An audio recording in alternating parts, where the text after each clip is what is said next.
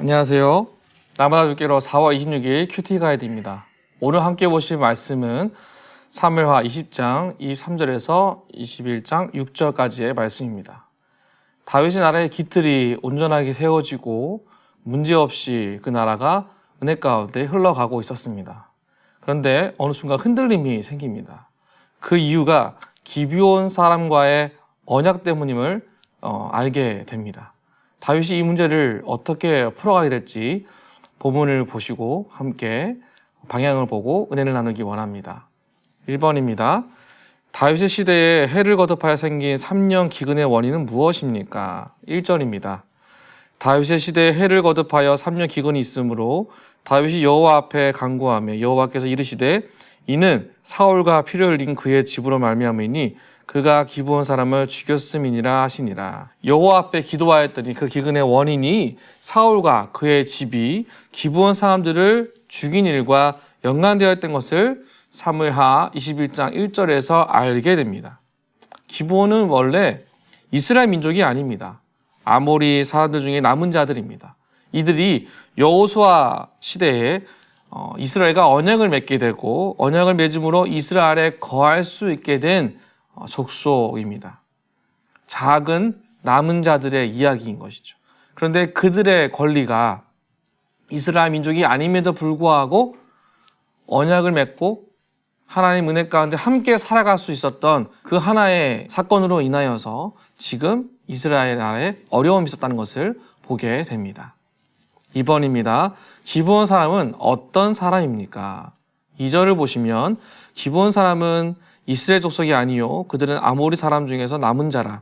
이스라엘 족속들이 전에 그들에게 맹세하였거늘 사울이 이스라엘과 유대 족속을 위하여 열심히 있으므로 그들을 죽이고자 하였더라. 이에 왕이 기브온 사람을 불러 그들에게 물으니라.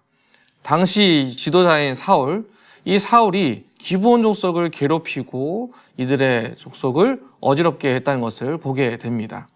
이 한 사람의 범죄로 인하여서 이스라엘이 3년 동안 기근으로 고통을 받았다라는 거예요. 그래서 다윗은 언약 관계를 회복하는 일이 중요하다는 것을 먼저 보게 됩니다. 그 이전의 일들이 어떠하든지 언약의 관계가 세워졌으니 이 관계를 회복하는 것이 중요하다. 그래서 기브온 사람을 부르게 됩니다. 불러서 질문합니다. 어떻게 하면 속죄를 해야 여호와의 기업을 위해서 우리가 더 나은 방법으로, 방향으로 나아갈 수 있겠는가라고 묻습니다. 지켜야 할 맹세에 대해서 또다시 새롭게 우리가 무엇을 놓고 회복해야지 그 의무를 보게 되는 것이죠. 3번입니다. 기브온 사람은 다윗에게 무엇을 요구합니까? 사무엘하 22장 5절에서 6절입니다. 그들이 왕께 아뢰되 우리를 학살하였고 또 우리를 멸하여 이스라엘 영토 내에 머물지 못하게 하려고 모해한 사람의 자손 7사람을 우리에게 내주소서. 여호와께서 택하신 사울의 고을 기브아에서 우리가 그들을 여호와 앞에서 목매어 당했나이다 하니 왕이 이르되 내가 내두리라 하니라. 기브온 사람들은 이전에 학살하였고 영토 내에 머무지 못하게 하려고 모해한 그 사울의 자손 7사람을 달라고 요구하게 됩니다. 다윗은 기브온 사람의 요구를 들어주게 됩니다. 사울의 자손 7을 내어주게 되는 것이죠. 요나단과의 약속이 있었습니다. 서로의 가족을 지켜주는 것이 우리의 약속인 것으로 서로가 하게 됩니다. 그런데 여기를 보게 되면 사울의 자손을 내어주게 됩니다.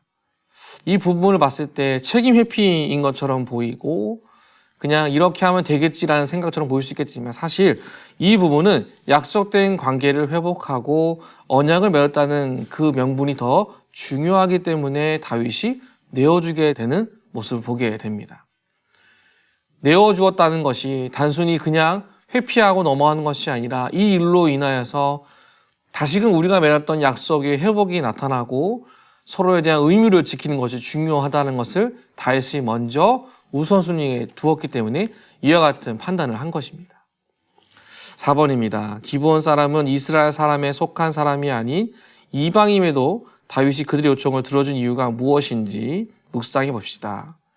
다윗이 속죄를 위해 사울의 자손 7을 내어주고 기브온과 맺은 그 언약의 관계를 회복합니다. 이 일 후에 21장 14절에 그 후에야 하나님이 그 땅을 위한 기도를 들으시니라 라고 되어 있습니다.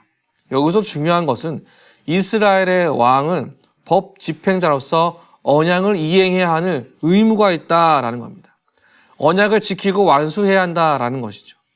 언약의 완성자로 오실 참된 왕, 그 예수 그리스도를 우리가 온전히 바라보기 위해서 우리에게 주어질 언약, 하나님의 약속, 그 말씀의 기초를 단단하게 세워가는 것이 중요하다라는 것이죠.